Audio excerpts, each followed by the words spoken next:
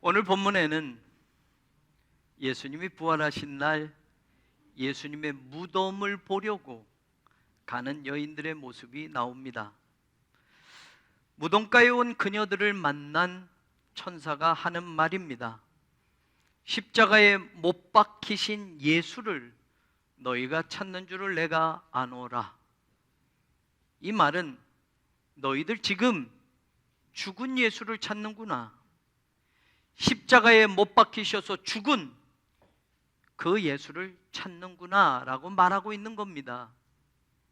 마가복음 16장에서는 이 여인들은 예수님께 바르기 위한 향품을 사다가 두었다라는 말씀도 기록이 되어 있습니다.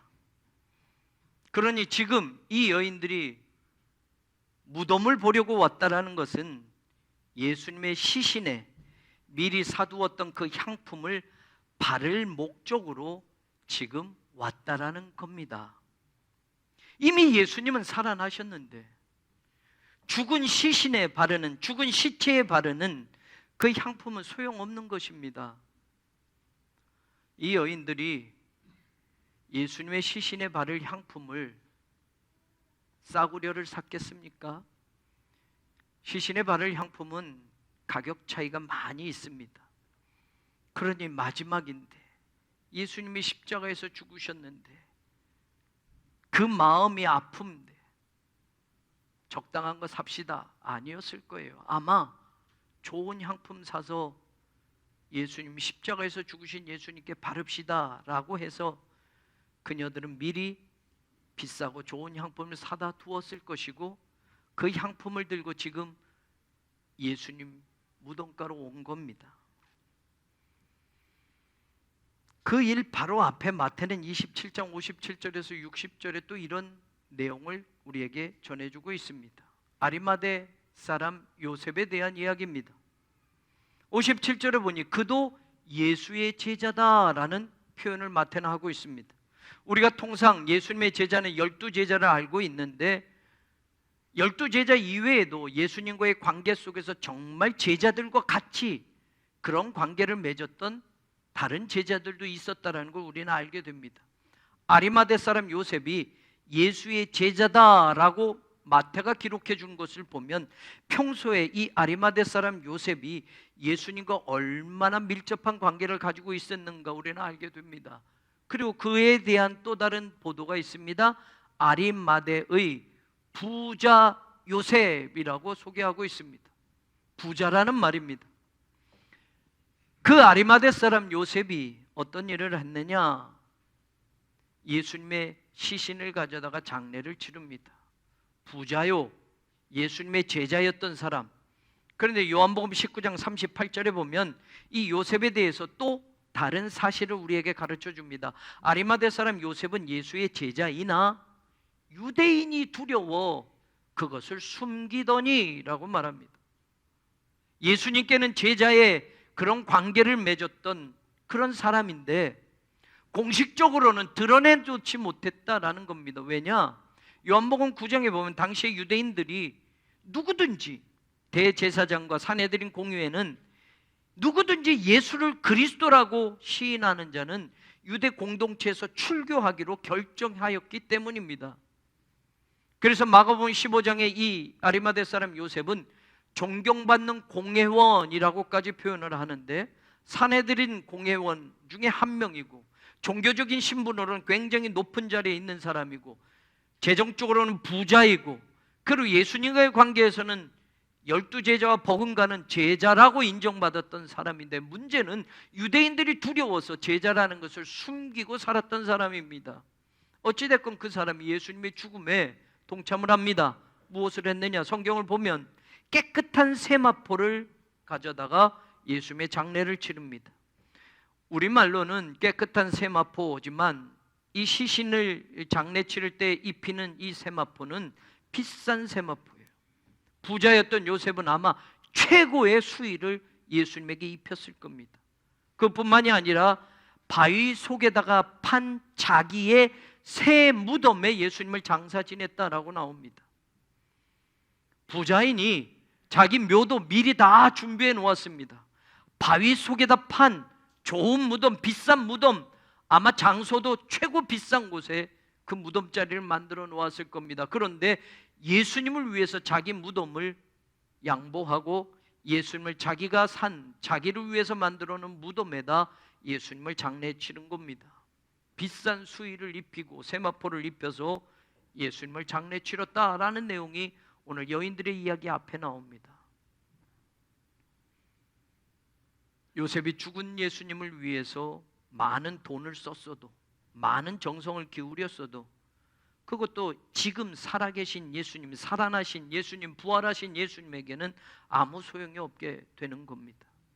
예수님이 죽은 것으로 끝났다고 한다면 그 죽은 예수님의 시신을 잘 모시고 장사를 잘 치르고 좋은 묘에다 모신다고 하면 그 정성이나 그 마음들이 참 좋은 것이야 라고 칭찬받을 만하지만 살아나신 예수님에게는 아무 소용이 없는 것이 되어버렸습니다.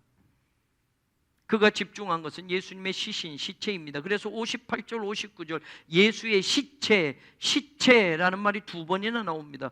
죽은 몸에 기울인 정성과 그리고 그 관심.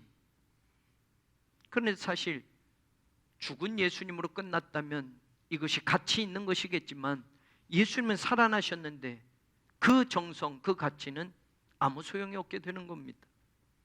이때의 모습을 요한복음에서는 또다시 한 사람을 소개하며 조금 더 자세하게 설명해 줍니다. 요한복음 19장 39절에서 40절에 보면 우리가 조금 먼저 알고 있는 일찍이 예수께 밤에 찾아온 니고데모에 대한 이야기가 예수님의 죽음에 관계돼서 또 나옵니다. 이 니고데모도 산헤드린 공회의 회원이었습니다. 그러니 자신의 신분이나 유대인들 사회에서 자신의 위치가 드러나는 것이, 예수님을 만나고 예수님을 추종하는 것이 드러나는 것이 그 또한 두려웠길래 밤중에 아무도 모르게 예수님을 찾아와서 영생에 대해서 물었지 않습니까? 그 니고데모가 예수님의 죽음에 이렇게 동참합니다. 요한복음 19장 39절 40절에 보니 일찍이 예수께 밤에 찾아왔던 니고데모도 몰약과 침향 섞은 것을 100리트라쯤 가지고 온지라 이에 예수의 시체를 가져다가 유대인의 장례법대로 그 향품과 함께 세마포로 쌌더라.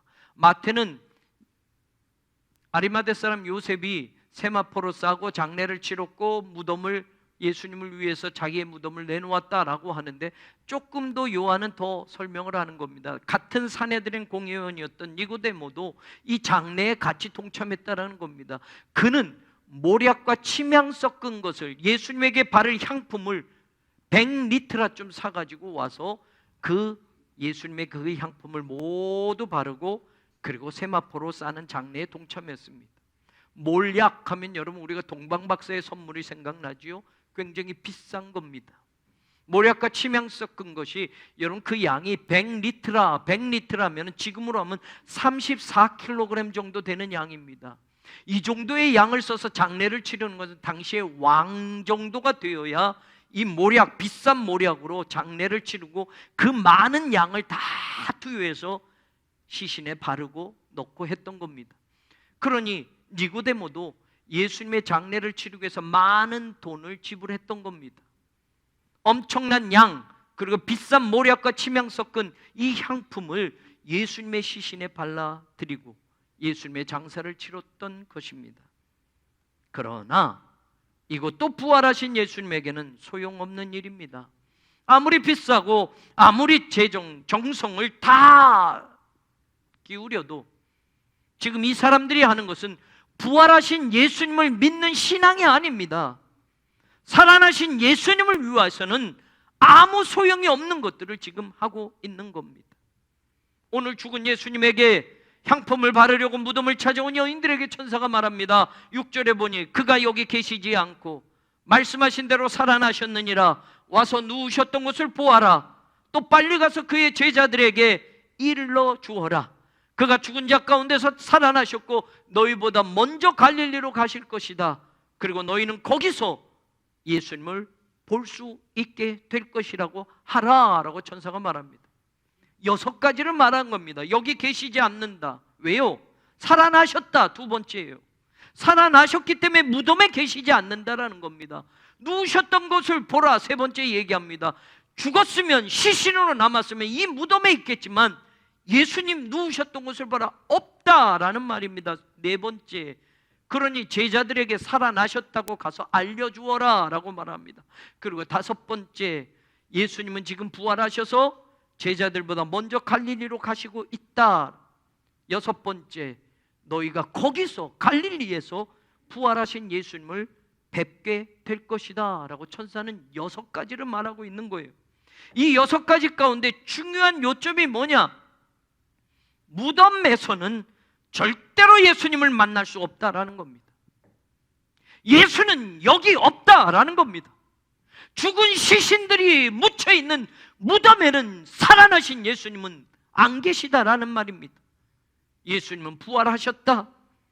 부활하신 예수님을 만나려면 갈릴리로 가라. 이것이 천사들이 말하는 요점이었습니다. 불교 이야기를 잠깐 하고자 합니다. 석가모니가 죽을 때 자신을 상징하는 모든 것, 어떤 것, 아무것도 만들지 말라고 제자들에게 당부를 합니다. 왜냐? 그가 입적하기 전에, 죽기 전에 분명히 자신이 죽고 나면 자신과 연관된 상징물들이나 자신의 무덤을 만들어서 맹목적인 기복신앙의 대상으로 삼을 것을 석가모니는 알았기 때문입니다. 그가 그렇게 말하고 입적했지만, 죽었지만 제자들은 큰 무덤을 만들고 부처의 사리를 모셔놓고 숭배하게 됩니다. 불교에서의 부처의 시신을 화장하고 그 몸에서 나온 사리를 진신사리라고 말합니다. 그리고 진신사리처럼 부처님의 또 다른 몸이다 라고 그들이 믿고 있는 불경을 법신사리라고 말합니다. 석가모니가 입적하고 화장을 해서 나온 사리들을 불교에서는 성스러운 보물로 모셔왔습니다. 석가모니가 죽고 화장해서 얻은 사리를 인도가 8나라로 나뉘어지면서 그 나라들이 똑같이 그 부처의 사리들을 나눠 가지고 그 사리를 모시기 위해서 탑을 세워놓게 됩니다. 불교의 탑은 그렇게 시작이 됐던 겁니다. 나중에 인도를 통일한 아소카 왕이 다시 8개의 탑을 발굴해서 모든 부처의 사리를 다시 모읍니다. 그리고 이제는 인도 전역에 더 많은 탑들을 세우고 그 부처의 사리들을 더 많이 나누어 봉안하게 합니다. 불교가 점점 퍼지면서 탑의 숫자가 절간마다 더 늘어나게 되자 부처님의 사리가 모자라게 됩니다. 그러자 석가모니의 이제 유품들, 불교의 경전들을 탑에 넣고 탑들을 늘려가는 겁니다. 석가모니의 사리를 모신 절은 조금 더 유명한 절이 되고, 그 사리를 갖지 못한 절은 대신 유품이나 경전들을 탑에다 집어넣고 모셔오는 겁니다. 우리나라에도 석가모니의 사리가 모셔진 사찰이 있습니다. 신라 선덕여왕 때 고승이었던 자장율사가 당나라에 가서 돌을 닦을 때 문수보살을 직접 만나고 보고 부처님의 정골, 머리뼈, 치아, 불사리 100개를 받아왔습니다. 그래서 설악산 봉정암, 오대산 상원사, 태백산 정암사, 사자산 법흥사, 영축산 통도사 5곳에 바로 이 부처님의 진신사리를 우리나라 사찰도 모시고 있게 되었습니다. 부처님의 사리를 모신 곳을 정멸보궁이라고 부릅니다. 적멸이라는 이 뜻은 세상의 모든 번뇌와 집착이 사라진 상태, 열반의 경지를 뜻하는 말이기에 부처님의 사리, 그것이 여기 있기에, 사리가 직접 모셔졌기에 그곳에는 불상을 세워놓지 않습니다. 부처님을 직접 대면한다고 생각하기 때문입니다. 그런데 여러분, 사리라고 부르는 이 단어, 이 단어의 원래 불교의 산스크리트어에는 이 단어의 뜻이 시신, 시체라는 말입니다. 사리라는 말 그대로 부처님의 죽은 몸, 시체에서 나온 찌꺼기일 뿐이라는 말입니다. 불자들이 들으면 지금 제가 하는 말을 망언이라 할지 모르겠지만 사리는 시체일 뿐입니다. 죽은 것일 뿐이라는 말입니다. 기독교는 예수님의 시선에 초점을 맞추지 않습니다. 왜요? 예수님은 죽으시고 끝나버리신 분이 아니기 때문입니다. 사망의 권세를 이기시고 다시 살아나시고 부활하신 분이 바로 예수님이기 때문입니다. 우리는 죽은 예수를 믿는 게 아니라, 예수의 시신을 믿는 게 아니라 부활하신 예수님을 믿는 겁니다. 사망 권세를 이기시고 다시 살아나시고 부활하신 분, 바로 예수 그리스도를 믿는 신앙, 부활의 신앙이 기독교의 신앙에 완전 이루어가는 겁니다. 만약 부활이 없었다면 기독교도 예수님의 시신이나 시체를 쌌던 세마포 쪼가리들이나 십자가 나무 토막이라도 붙들고 그것을 숭배하고 그것을 보물로 여기며 잘못된 신앙을 이어왔을 겁니다. 교회가 십자가를 걸어놓았지만 십자가를 우상화하지 않습니다. 십자가에서 죽으신 예수님, 그 십자가에서 모든 우리의 죄를 용서하신 하나님의 은혜를 감사하고 기억하는 것이지, 십자가를 금으로 만들었던, 나무 토막으로 만들었던 십자가 자체를 하나님처럼 모시는 것이 아닙니다.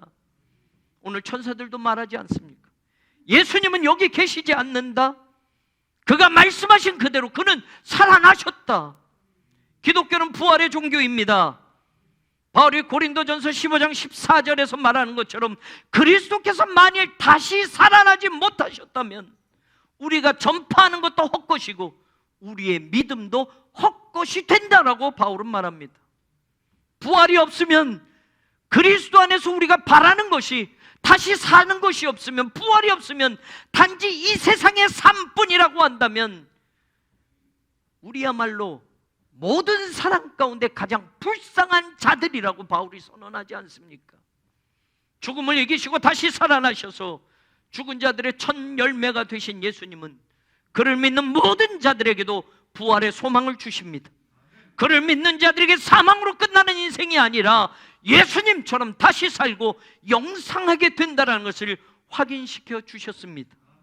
그 부활의 복음을 붙들 때 이 세상 속에서 살면서 우리를 두렵게 만들고 우리를 절망하게 만들고 심지어 우리를 죽게 만드는 어떤 것도 부활의 신앙을 붙드는 한 우리는 이겨낼 수 있고 승리할 수 있다는 것을 믿을 수 있기를 주님의 이름으로 축원합니다. 죽은 예수를 찾지 마라. 예수의 시체를 보기 위해서 예수의 무덤가를 찾아내고 무덤가에서 서성이지 마라. 그는 여기 없다. 그는 살아나셨다. 그는 너희에게 말씀하신 대로 너희보다 먼저 갈릴리에 가실 것이다. 부활하신 예수님을 만나기 위해 갈릴리로 달려가라.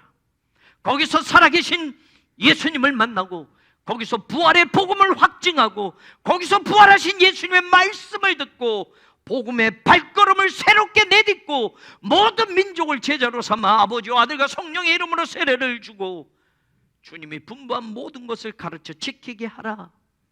갈릴리에서 땅끝을 향해 이제는 나아가라.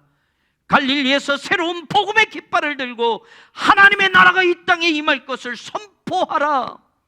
사망 권세 이기시고 다시 사신 예수님께서, 살아계신 예수님께서 세상 끝날까지 부활의 신앙을 가진 교회와 함께 할 것이요 부활의 복음을 믿는 성도들과 함께 할 것이다. 이것이 오늘 부활하신 예수님이 우리에게 하시는 말씀이라는 것을 우리가 믿을 수 있기를 주의 이름으로 축원합니다. 사랑하는 여러분, 주님께서 갈릴리로 가라고 하신 말씀은 부활신앙의 중요한 것을 우리에게 가르쳐 줍니다. 천사가 말합니다. 5절에 십자가에 못 박힌 예수를 너희가 찾는 줄을 내가 아노라. 십자가에 못 박힌 예수라는 말은 예수님은 실제로 십자가에서 죽으셨다라는 것을 사실로 지금 천사가 말하는 겁니다. 어떤 신학자들처럼 기절한 것이야, 어떤 신학자들처럼 죽은 거는 아니야 라고 말하는 게 아니라 실제로 십자가에 못 박혀 완전히 죽으신 분이 예수님이라는 것을 첫 번째 말해줍니다. 6절은요, 그가 여기 계시지 않고 말씀하신 대로 살아나셨다라고 말합니다. 누우셨던 것을 보라. 시체라면 그냥 거기 있을 것인데 살아나셨기 때문에 시신이 없다라고 말하는 겁니다. 부활하셨다라는 걸 다시 두 번째 사실로 말해주고 있는 겁니다. 7절을 보십시오. 이제는 빨리 가서 제자들에게 알려라. 너희보다 먼저 부활하신 예수님이 갈릴리로 가실 것이고 거기서 너희가 배우리라. 예수님은 십자가에서 죽으셨다. 실제로 죽으셨다. 죽으셨던 예수님이 이제 다시 살아나셨다. 그것으로 끝나지 않고 갈릴리로 가봐. 거기서 부활하신 예수님을 너희가 볼 수 있어 라고 말합니다. 예수님을 죽인 장로들과 대제사장들이 무덤을 지키던 경비병들이 와서 예수가 살아났다고 부활하셨다고 하는 사실을 전하자 그들은 많은 돈을 그들에게 주고 매수합니다. 제자들이 밤에 와서 시신을 도둑질해 갔다고 말하고 예수님이 살아나셨다는 말을 함구시킵니다. 많은 돈을 받은 군인들이 거짓말을 퍼뜨렸고 마태복음이 쓰여질 때까지 유대인들은 그 거짓말이 두루 퍼지게 되었다라고 마태는 기록해 줍니다. 무슨 말입니까? 만약 거기서 너희가 부활하신 예수님을 만날 것이다 이 말씀이 빠졌다고 한다면, 갈릴리로 가라 하는 이 말씀이 빠졌다고 한다면, 예수님이 죽으셨어요. 예, 맞습니다. 예수님은 살아나셨어요. 예, 맞습니다. 누가 봤어? 라고 하면요, 부활하신 예수님을 거기서 볼 거야 라는 이 말씀이 빠져버렸다고 한다면요, 대제사장들과 장로들이 돈으로 매수한 그 경비병들의 거짓말이 사실처럼 여겨지고 지금까지도 그렇게 될 것입니다.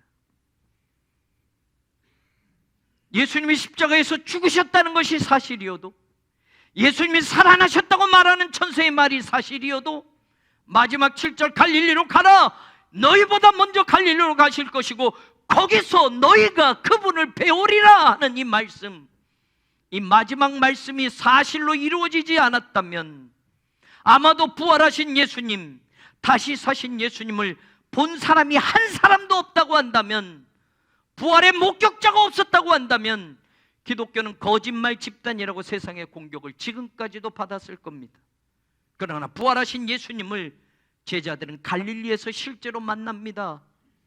제자들조차도 믿지 않았던 예수님의 부활을, 살아나신 예수님을 뵙고 제자들도 부활신앙을 갖게 되었던 것입니다. 그러자 그들은 목숨 내놓고 복음을 전했던 겁니다. 제사장들과 경비병들의 거짓말이 사실이었다면, 그들이 예수님의 시신을 훔쳐간 것이 사실이었다면 어떤 사람이 거짓말을 위해서 자기 목숨들을 내놓을 수 있겠습니까? 부활하신 예수님을 직접 만났기 때문에, 진짜 십자가에서 죽으신 예수님이 살아나신 것을 보았기 때문에, 부활의 목격자가 되었기 때문에 그들은 목숨 걸고 부활의 증인이 될 수 있었던 겁니다. 왜요? 그 신앙을 가진 이들도 예수님처럼 살아날 것을 믿었기 때문입니다. 부활하신 예수님을 만나는 갈릴리에서 비로소 복음의 새로운 출발이 시작되어진 겁니다. 제자들만 부활하신 예수님을 만났습니까? 고린도전서 15장에 보면 바울이 전합니다. 게바에게 보이시고 후에 12제자에게, 그 후에 500여 형제에게 일시에 보이셨고, 그 본 사람들 가운데 지금까지 대다수가 살아있고 어떤 사람들은 죽었지만 그 후에 야고보에게도 보이셨고, 예수님의 동생, 그 후에 모든 사도들에게 보이셨고, 맨 나중엔 만삭되지 못한 나에게도 보이셨다라고 바울은 말하지 않습니까? 부활의 목격자들이 이렇게 많다라고 말하는 겁니다. 그러니 그들이 목숨 걸고 예수의 십자가의 복음과 부활의 복음의 증인이 될 수 있었던 겁니다. 갈릴리로 가라, 거기서 부활하신 예수님을 보게 될 것이다. 부활의 목격자들이 예수님이 살아나신 것을 분명히 보았기에 그들은 죽을 때까지 예수님의 증인이 되어 살 수 있었던 것입니다. 오늘 우리 교회가 저는 갈릴리가 되기를 바랍니다. 오늘 이 자리가 부활의 예수님을 만나 뵙는 그 자리가 되기를 바랍니다. 오늘 부활의 신앙이 우리에게 완전하게 믿음으로 고백되어져서 십자가의 은혜와 부활의 소망이 우리 믿음의 근거가 되기를 간절히 축원합니다. 그리고 그 믿음으로 다시 시작하는 갈릴리의 새 아침이 오늘 우리 모두의 것이 되기를 죽음을 이기시고 부활하신 우리 주님 예수 그리스도 이름으로 간절히 축원합니다. 예수 부활하셨습니다. 사망 권세 이기시고 예수님 살아나셨습니다. 부활의 소망이 있기에, 부활의 복음이 있기에 2000년 동안 기독교는 여기까지 오게 되었고, 예수님 다시 오시는 그날까지 우리는 복음의 증인으로 살 것을 믿습니다. 부활의 소망과 부활의 생명, 살아나신 예수님을 바라보며 오늘을 사는 우리가 되게 하시고, 이 시대의 절망도 이겨내게 하시고, 이 시대의 고통도 이겨내게 하시고, 이 시대의 복음을 방해하는 이들과의 싸움도 이겨내게 하셔서 승리하는 예수 그리스도의 증인들이 되게 하여 주시옵소서. 오늘 우리 교회가 갈릴리가 되기를 원합니다. 이 갈릴리에서 예수님 만나고 부활하신 예수님의 복음을 들고 부활하신 예수님과 함께 주의 증인으로 살게 하여 주옵소서. 예수님 이름으로 간절히 기도 올리옵나이다. 아멘.